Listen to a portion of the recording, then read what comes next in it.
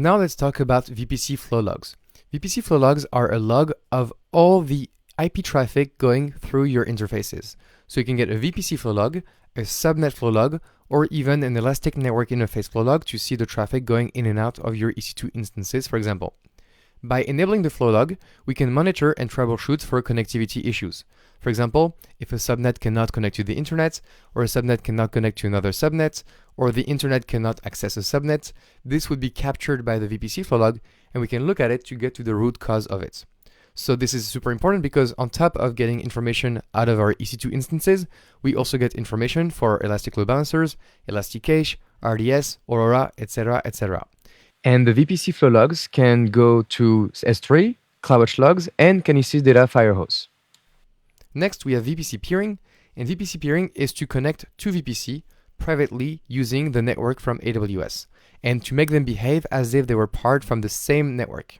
So this is an example. We have VPC A and VPC B, and we can peer them together, and as soon as it's done, then they will have the same network or behave as if they were in the same network. So for this, you need to make sure that the IP addresses range do not overlap. If they do overlap, then you cannot establish a VPC peering connection. The other thing is that a VPC peering connection is not transitive. That means that if you add a new VPC, for example VPC C, and you create a peering connection between VPC A and VPC C, then that means that VPC B and C cannot talk to each other yet. If you want to have VPC B and C talk to one another, then you will need to create another peering connection between your VPC B and C. So let's go in the console to see how this works. So let's explore VPC flow logs.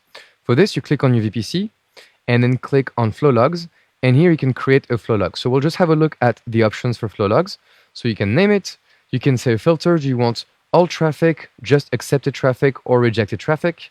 What is the maximum aggregation interval? Do you want it to be in 10 minutes interval or 1 minute interval? And then what is the destination? For example, you can send to CloudWatch logs, you can send to an Amazon S3 bucket, or you can send to Kinesis Data Firehose in the same or different accounts. And based on the option you choose, you have to specify different parameters. For example, for CloudWatch logs, the log group, as well as an IAM role.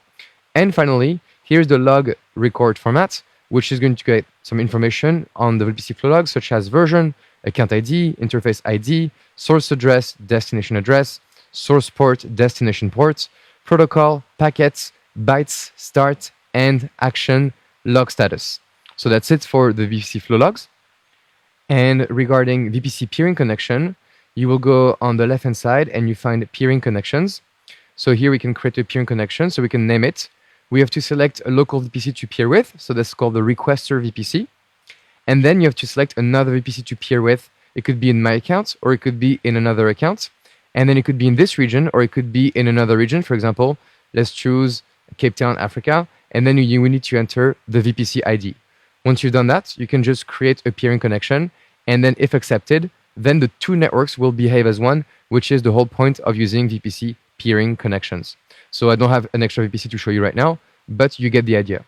So that's it. In this lecture, we've seen VPC flow logs to capture traffic information in our VPC, as well as VPC peering connections. I hope you liked it, and I will see you in the next lecture.